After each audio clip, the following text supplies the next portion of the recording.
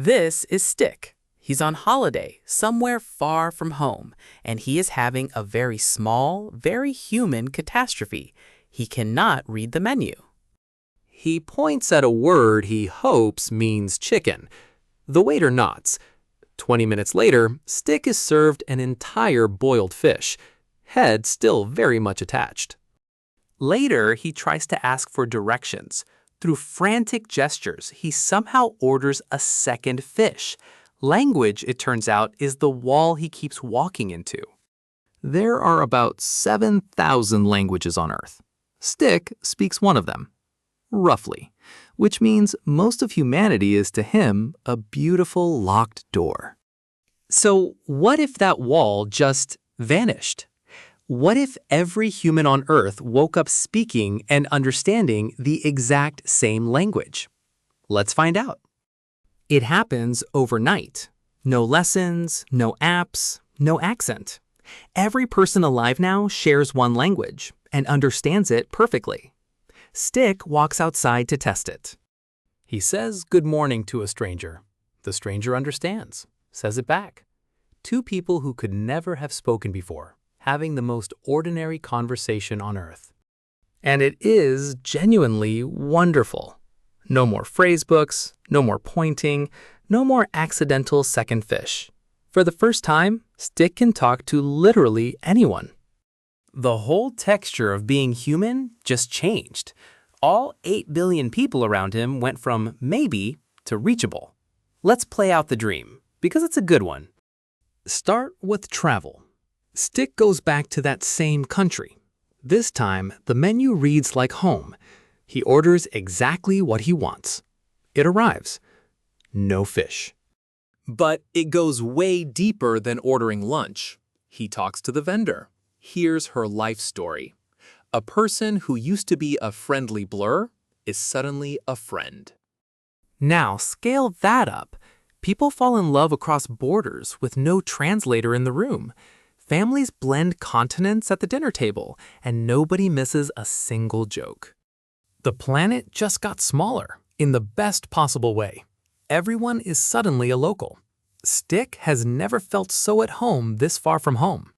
Then there's the internet. Half of it used to be a wall of words Stick couldn't read. Overnight, the whole thing becomes one single room. Every video, every forum, every stranger's late-night thought, open to everyone at once.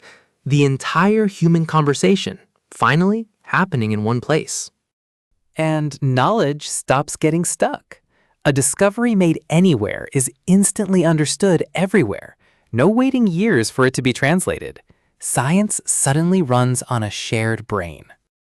A researcher's breakthrough, a farmer's trick, a kid's clever question. All of it flows freely to all of us. Ideas now travel at the speed of a conversation. Now the big machinery. Global business used to lose fortunes and years to mistranslation. Now a deal in one country is understood perfectly in every other. Diplomacy changes too.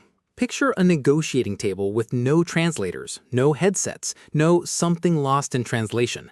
Just people hearing each other's exact words. For the first time in history, the entire species can hold a single conversation.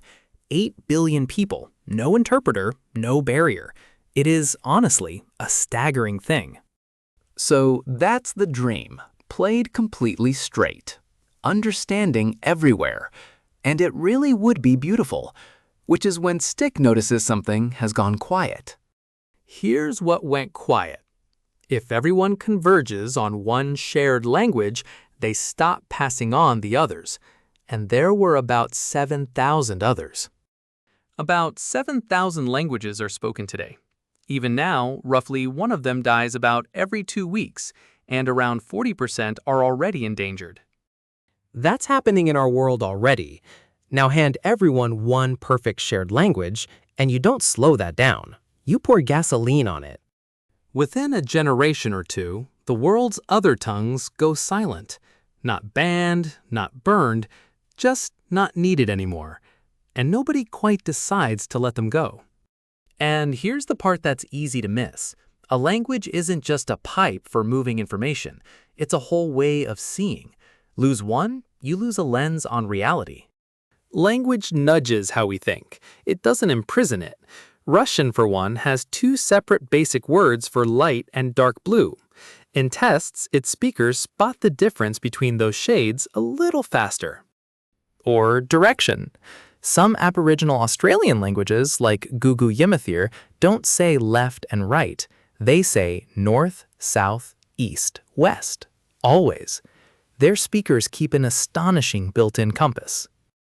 Even grammar leaves fingerprints. When a language treats an object as masculine or feminine, its speakers tend to describe it with subtly different words. Thought, gently colored by grammar. None of this locks anyone in a box. You can learn any of it. But each tongue hands its speakers a slightly different pair of glasses. 7,000 pairs. Some words don't translate at all, because each one packs a whole feeling, a culture built over centuries. Saudade in Portuguese, hygge in Danish, komorebi in Japanese, sunlight coming down through leaves. There's no English word for komorebi, so English speakers just don't quite have the concept ready-made. The word is a shortcut to a feeling, handed down for free. And it's not just feelings, it's the jokes that only land in one language, the puns, the nickname your grandmother used that means nothing anywhere else on earth. A language is a house generations built to live inside, full of their humor, their ancestors, their inside jokes with reality. When it goes silent, the house goes dark. Let's make it small and real. Somewhere, an old woman is the last living person who dreams in her mother tongue. Everyone she once spoke it with is gone. She still knows the word for the way light falls in her valley, the lullaby her mother sang, a joke that has made her family laugh for 200 years.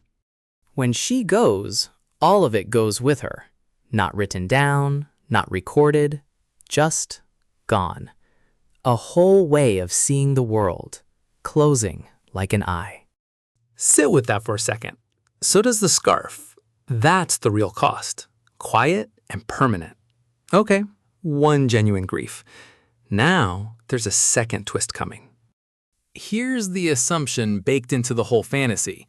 If we could all just understand each other, surely we'd stop fighting, right? Stick really wants that to be true. It isn't. Look at history. Most wars and nearly all civil wars are fought between people who already share a language.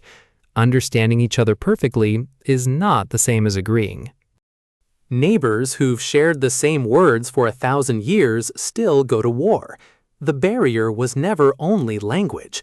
A lot of the time, we understood each other fine. We just disagreed. So the shared language doesn't dissolve conflict. It just removes the last excuse. Now, when two people clash, neither can say, well, maybe we just misunderstood each other. There's a small funny cost, too. Before, Stick could travel and blissfully not understand the guy yelling at traffic. A foreign insult is basically just weather. Not anymore. Now, every muttered comment, every passive-aggressive sign, every insult in every corner of the planet arrives crystal clear, directly to him. Perfect understanding is a two-way street. You get every kindness with total clarity, and every cruelty too. There's no more hiding behind, sorry, I don't follow. Turns out a world where you understand everyone is also a world where you understand exactly what everyone thinks of you. Be careful what you wish for. And here's the thing, this isn't a brand new fantasy. People have actually tried to build one shared language for everyone, on purpose, from scratch. In 1887, a doctor named L.L. Zamenhof published Esperanto, a simple, invented language meant to be everyone's easy second tongue. It's real. Millions learned it. It still exists. It was clever. It was hopeful. It genuinely works. Millions have learned it. And yet, it never took over the world. Not even close. Because people don't cling to their language for efficiency. They cling to it because it's theirs, it's home, and you don't swap your home for a tidier one. So spin the clock forward, a few generations into the one-language world. And to be fair, a lot of it is exactly as beautiful as the dream promised. Anyone can talk to anyone. A kid in one hemisphere befriends a kid in the other before breakfast. Nobody is ever truly a stranger again. That part is genuinely wonderful. But look closer at that plaza. Every sign, one script. Every song, one tongue. Every joke, the same joke. The whole world is fluent, and it all sounds alike. The old museums keep a few dead languages behind glass, like fossils, recordings of the last speakers, words nobody living can feel anymore. Only look at. We didn't lose the ability to understand each other. We gained it completely. We just traded away most of the different ways there were to be understood. And a strange thing happens to a world that all speaks alike. It starts to think alike, too. The same words carry the same handful of ideas everywhere. Those 7,000 different lenses used to bump into each other and spark something new. A monoculture is comfortable. It's also, slowly, a little bit airless. Stick can talk to everyone.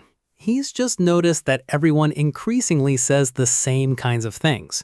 The conversation got wider and somehow a little thinner. So the honest scorecard, connection, way up. Loneliness across borders, way down. But variety, and a few thousand irreplaceable ways of seeing, quietly gone. So here's where Stick lands, scarf and all. The dream was never actually everyone speaks the same language. That's just the easiest version to imagine. The real dream is smaller and better. Everyone can understand each other, while everyone still gets to keep their own. Connection without erasure.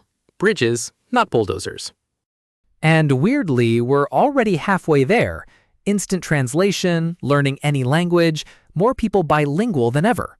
Understanding without everyone melting into one. A language isn't just a pipe for shoving information around. It's a house you get to think inside. The goal was never to knock all the houses down. It was to leave the doors open. Stick keeps his messy, particular mother tongue and finally learns to read a menu abroad. Both. That's the win. So if every human woke up speaking one language, we'd gain a planet that could finally talk and lose most of the ways there were to say anything at all. Understanding everyone would be a gift, but understanding isn't agreeing, sameness isn't peace, and a tidy world can be a quieter, thinner one than the messy one we've got. So don't wait for the magic morning. Go learn 10 words of a language that isn't yours. It's the closest thing we have to opening one more door. Stick life. Next time, what if you swapped bodies with your exact financial opposite?